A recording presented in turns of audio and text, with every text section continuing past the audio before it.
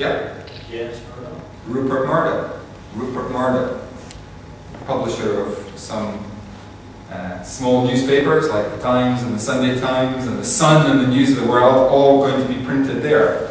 And his grandfather went out from Scotland those decades ago to make his fortune and proved that Scots can do great things, exciting things. There have been many examples of that over the decades, and we've got to keep that international, that outward outlook amongst fellow Scots. Another person who I admire far, far more than Mr. Murdoch, although one has got to admire his entrepreneurial and his billionaire, his billion-dollar making skills. But another individual with not just Scottish roots, an individual who is a Scot that I met recently was Alan Johnston. Alan Johnston, the journalist who was held in Gaza. And I was just reflecting on Alan Johnston's ordeal in Gaza, because to me, in many ways, that what he lived through reflects the reasons for my liberal values. He was in a place where he didn't need to be. He was in Gaza, he was in Palestine. He was there because he believed he could make a difference. He was there because he was passionate about the issue, and he believed that if he left, then the people of Palestine, their plight would be even worse. He was a member of an organisation called the BBC, the British Broadcasting Corporation, created by an individual called Lord Reith, who was also a Scot from Stonehaven. Alan Johnston didn't belong to the English Broadcasting Corporation or the Scottish Broadcasting Corporation, but the British Broadcasting Corporation. But I guess if you asked him, even that wasn't the important thing. The important thing was that he belonged to one of the greatest broadcasting corporations in the world, one with huge worldwide credibility and integrity. And he was there doing something that he believed could change the world.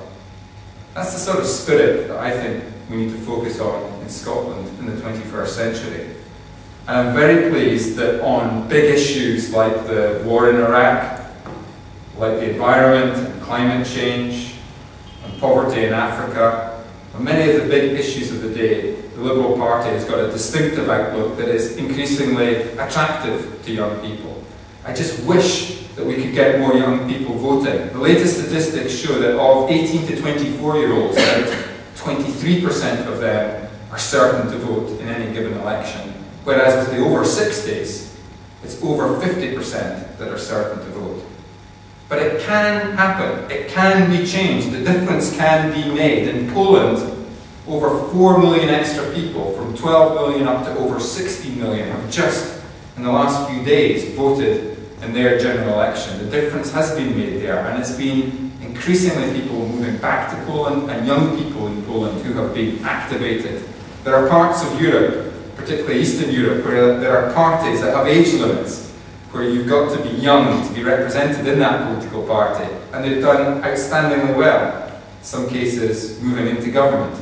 Now, I've never believed in false entrance qualifications for politics. I've always believed that there should be old people in politics as well as young.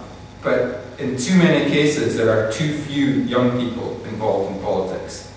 And I would ask you, whatever your political outlook, get involved, be interested, be active. If you're interested in the Liberal Democrats, if you're interested in the Liberal Party, I believe there still is a need for liberalism in this country on issues like the war in Iraq, on issues like civil liberties, on issues like the environment. I believe that there is too little difference, too little distinction between the Labour Party and the Conservatives. Very often there is a cosy consensus between the big parties at Westminster.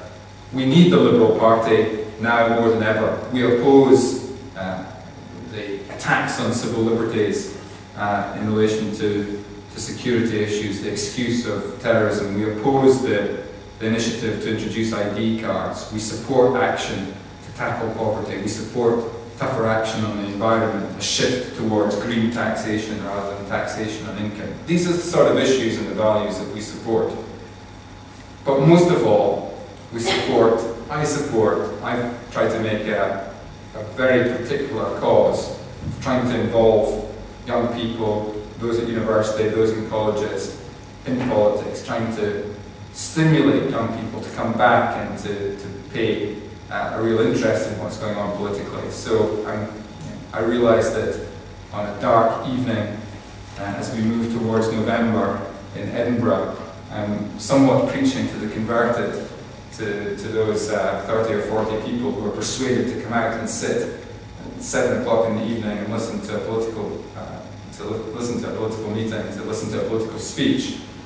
But please, please, please spread the message. Be energized. Be activated. And it's as important as this. When I travel overseas, I met the Chinese education minister when he came here to Edinburgh University. The reason he came here was because he had heard of the reputation of the university that you attend. He didn't come here out of some wish to benefit Scotland.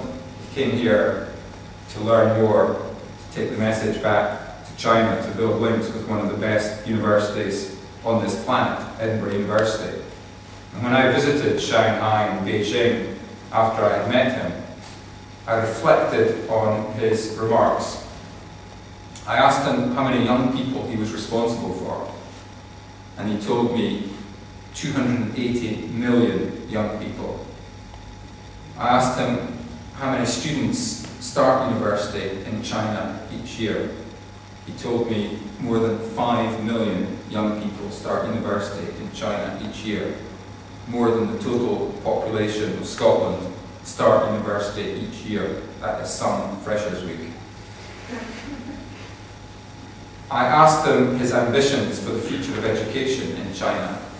He explained the target number of universities that China intended to have in the top 30 universities on this planet, in the top 10 universities on this planet, and in the top 5. The top 5 are currently either Oxford or Cambridge or in North America. They will make it. I believe they will make it over the next decade or so. They will make that investment. The investment will be huge. India, in some ways, is even more ambitious. They believe that the combination of being English-speaking and democratic and devolved in terms of their systems of government, that makes them a stronger bet to be the dominant world power of the 21st century in terms of trade and commerce. We don't know, part of the fascination of politics, part of the fascination of life, we don't know who the winner will be. We don't know what the answer will be. But I can tell you this with certainty. In the future, Scotland, Britain, Edinburgh University, those of you in this room, we all face big, big, big competition and big, big, big challenges. Our success in the past does not guarantee success in the future. But what does, I believe, is education and intellect and energy and drive and determination and enthusiasm and blood, sweat and tears. That's what I mean about activism. That's what I mean about involvement. And that's why I believe politics is so important. Thank you very much indeed.